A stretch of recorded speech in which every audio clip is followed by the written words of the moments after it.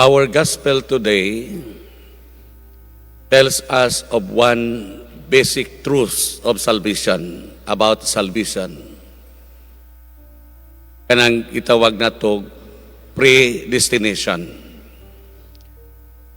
What does it mean, predestination? Both ipasabot in theology, God intends all people to be saved. That is what we call predestination. That God offers salvation to all men and women. Ang kaluwasan, ihatag sa Dios, igasa sa Dios alang kanatong tanan. Ug mao kini ang gitawag one basic truth about salvation. Kaluwasan kanatong tanan. Tinuod nga ang Dios gusto nga kitang tanan mahiusa ngadto kaniya. Mabitaw na panahon sa bunyag, kitang tanan nakadawat sa gasa sa gitawag spiritual affiliation. Mao kini nga the moment we receive the sacrament of baptism, we belong to God and God belongs to us. The access of salvation is given to us by God during the reception of our baptism. Bisan gani kana mga bag-o nga mga gianak nga namatay o kanang satiyan pa sa inahan patay na, kana sila ang Diyos naghatag kaluwasan bisan pa nga sila adunay mga kakulangon ang mga ginikanan. Salvation is offered to all men and women. Pero adunay usa ka istorya nga makita sa usa ka painting nga nagdescribe nga ang Ginoo nagtuktok sa kasing-kasing sa tao.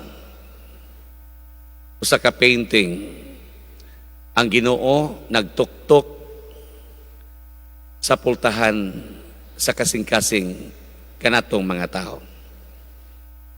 Ug unya, kining pultahan ang doorknob wala sa gawas. Naa sa sulod sa lawak sa usa ka tawo. Karon kung mutuktok ang Ginoo, depende na kana sa desisyon sa tao nga kung ablihan ba niya ang Ginoo nga nanuktok sa iyang kasing-kasing. The moment nga atong ablihan ang pultahan para sa Ginoo, pultahan sa atong kasing-kasing, meaning we allow God to enter into our hearts. We allow God to touch, to purify our hearts. So that is why kung kita mismo sa atong kagalingon, gusto tag kaluwasan, ablihan nato ang pultahan sa atong kasing-kasing, nga diin unta ang Dios magapuyo o magahari sa atong kasing-kasing, that God will reign and enter into the depths of our hearts, and allowing God to lead us, allowing God to reign in our hearts. Maghari siya sa atong kinabuhi. Apan dinhi sa ebanghelyo nga atong nadungog, adunay tulo ka misconception nga atong tan-awon sa atong kinabuhi. Una, nangutana ang mga tao, Ginoo, pipila raman di ay ang maluwas? Ingon siya, will only few people will be saved? Gamay ra ba gyud ang maluwas?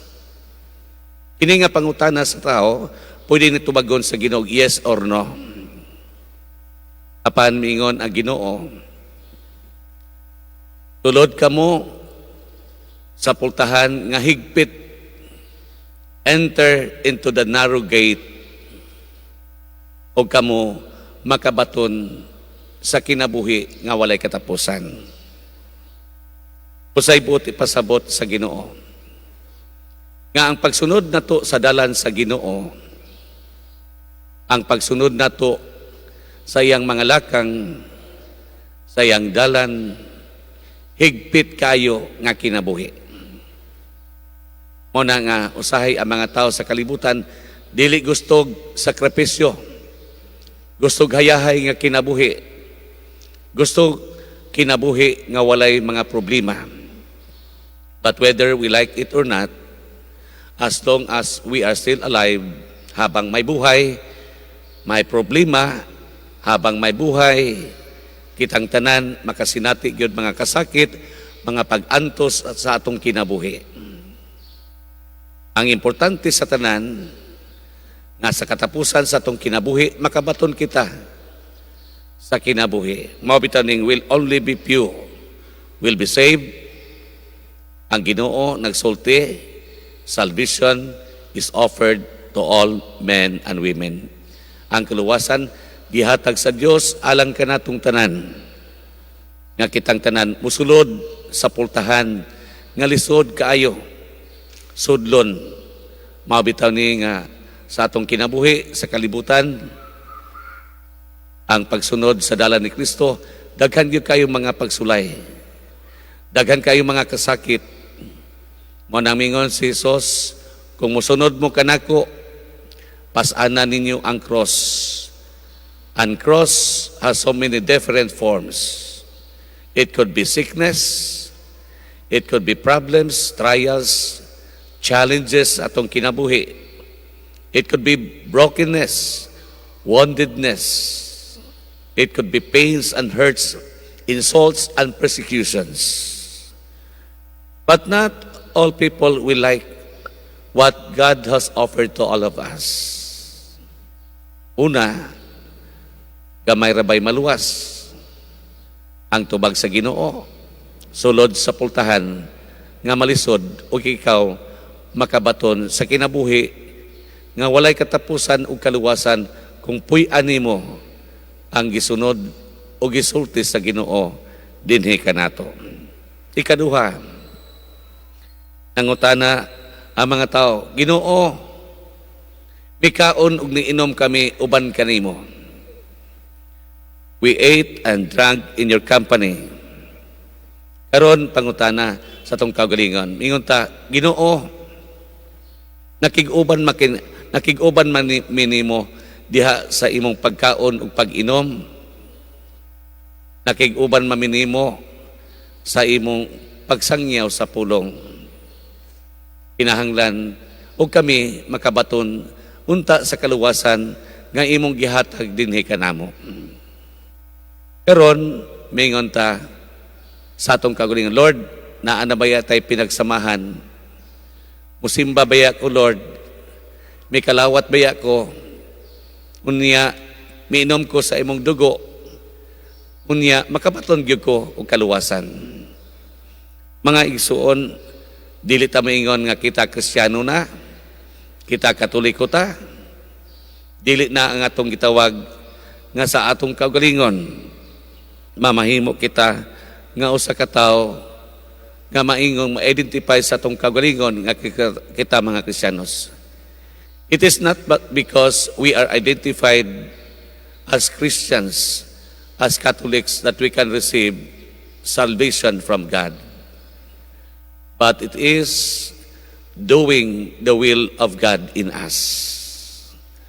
Paghimo sa kabubuton sa Dios, mao kana ang pagpuyo sa kinabuhi nga lisod, sudlan, apan nakalahutay kita sa mga pagsulay atong gipuy-an, gipaningkamutan nga ang pulong sa Dios na ay kinabuhi diha sa atong tagsa-tagsa kagalingon.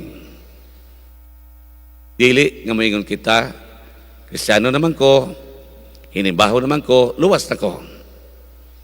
Dili ka na ang buot ipasabot sa Ginoo. Kristiyano ta, puy-e ang tinuod nga Kristohanon.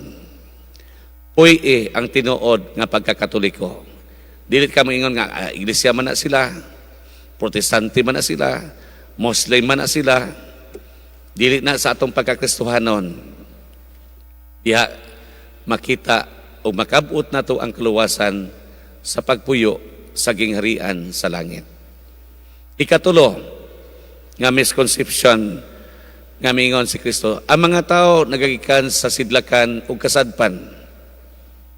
Nagagikan sila sa south o north, sur o norte. Apan sila, niingon sa ilang kaugalingon, ang nauna, maulahi, o ang naulahi, mahiuna. Usa may background ining atong gospel karon. Ningon man kuning mga Hudiyo, nga kami mga Hudiyo, kami ragyod ang maluwas. Kamong manggikan sa silangan, sa kasadpan, kamong gikan sa sur ug sa norte, wala kamoy access. Kami ra ang maluwas. Atong makita nga adunay racial discrimination sa kinabuhi. Ang mga Hudiyo naghatag hukom niadtong mga tawo nga gikan sa sidlakan, gikan sa kasadpan, nga miingon sila, kami ra ang maluwas. Kami ra mga Hudiyo na a special place in the kingdom of God. Only us. O kini pagpahinumdom alang kanato nga dili kita maghukom ngadto sa atong sikataw, nga atong kauban nga mga Katoliko, atong mga igsuon nga mga iglesia ni Kristo, atong mga igsuon nga mga Muslim, ang mga Hindu, ang mga Indiano, Amerikano, bisan kinsa nga klase sa mga relihiyon, born again. Dili ta mo ingon sa atong kaugalingon nga mo-discriminate ta sa atong silingan. Kanang kung silingan makasasala man na, daghan man nagkabit, wa gyud nay luna sa gingharian sa Dios. Ako kay hinimbahon man ko, sige kog nobina, pronset pagyo ko sa simbahan. Ako na gyud ang maluwas siya. Dili kay makasasala na siya. So remember, the Lord tells us, don't judge anybody else. Ang paghukom, iya lang sa Ginoo. Dili ta mo ingon sa atong isigkataw nga ikaw wa man kay simba-simba, wa man kay pagpakabana sa simbahan, wa na gyud kay access sa kaluwasan sa Ginoo nga iyang gitanyag dinhi kanato. Apan gipanumduman lang kita sa atong kaugalingon nga motabang kita sa kaluwasan sa uban. Mao bitaw nang gitawag nato communitarian. Ang pag-ampo gani dili na siya personal lang. Wa ta mag-ampo para sa kaugalingon lamang. Prayer is not selfish. It should always be communitarian, di ba? Mag-ampo ta sa atong mga higala, sa atong pamilya, sa atong igsuon, sa mga nagbiyahe, sa mga doktor, mga medical practitioners, sa mga bata, sa mga street children, sa nagbiyahe sa barko, sa nagbiyahe sa eroplano, atong giampo sila. Sa ato para prayer is not selfish. Human salvation, it should always be personal and communitarian. Atong tabangan, atong silingan, nga dili hinimbahon. Ato siyang adtuon, we have to reach out. Dili lang punta, ato po silang isnabon, kay lagi dili sila hinimbahon. So we should not discriminate. We should not judge. Nabitaw giingon nga, don't judge the book by its cover, because you are not a judge. But if you judge, please cover the book. No? Muna ang ilang giisostorya.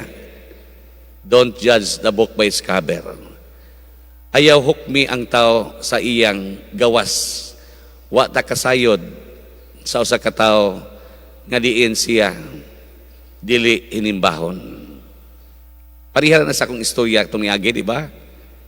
Na usa ka babae nga mosimba lang siya panahon sa tingkalawat, na apoy lalaki nga makakita isa nga usa man gining bayhana nga mosud ra sa simbahan, pag kumagkalawat muluhod unya mo gawas wa pa ang final blessing. tiginagyog kamatikod ning lalaki. So unsa iyang gibuhat? Sunod-sunod siya. Kita na po niya, sulod sa simbahan, ni kalawat. Ningon tong laki karon sundan tagyog ka sa kapadulong ha. Motong paguban og simba, gawas naman siya kung magpakalawat, iyang gisundan lahat to padung siya dito sila sa Islam area. Og iyang nakit-an kining babae ni sulod sa usa ka dako nga balay. Og iyang gilili kini diyang babae nga nisulod sa simbahan mo kalawat ra. Iyang nakit-an naa di ay mga bata nga iyang giatiman. Og iyang gipangutana, unsa maday trabaho nimo? Ningon siya, ako'y tigpakaon ining 150 ka mga street children. I am the one feeding all these 150 street children.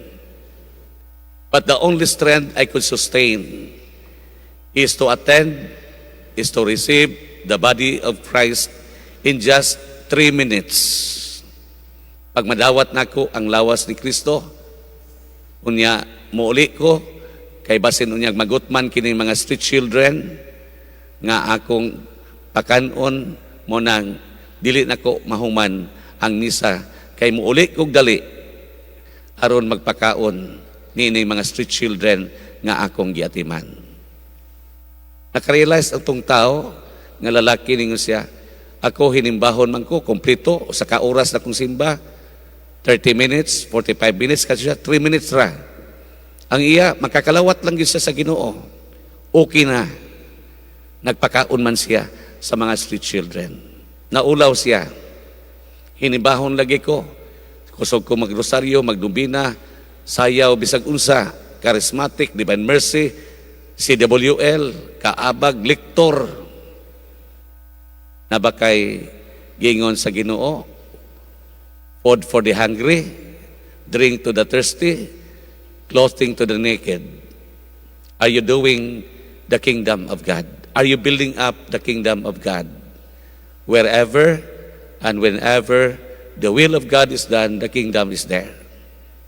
Tinuod, hinimbahon ta, no? Mamemorize na gud nako yung mga naong. Kamemorize na pud mo sa ako o sa ako mga wali. Mingon ko sa akong kagalingon, it is not enough to attend the celebration. Remember, celebration of the Eucharist is important. Pero dili lang takutob din he. Lingi sa tuo, lingi sa wala. Na yung mga tao atong tabangan, nagkalisod-lisod. Walay pobre nga di makatabang, walay dato nga di makinahanglan. Pobre ug dato makatabang. Pobre ug dato makinahanglan kitang tanan. Padayon ta igsuon sa pagkabuot sa kaluwasan. Dili ta maginusara, kitang tanan magiusa aron makabuot nato. Dili man maayo nga ikaw ra po'y malangit, kami maimperno. Di po ko ganahan nga ako ray malangit, wala pud mo. Kitang tanan adto ta sa langit. Kinahanglan nato kabuoton ang kaluwasan. Dili ta mo discriminate, di ta mo judge ngadto sa atong sikataw. Ang tanan importante, special sa Ginoo o kitang tanan kitagaan ug lawak sa gingharian. Salamat sa Ginoo nga siya maayo, maluluyon, unya mapasayloon. Palakpakan nato ang Ginoo.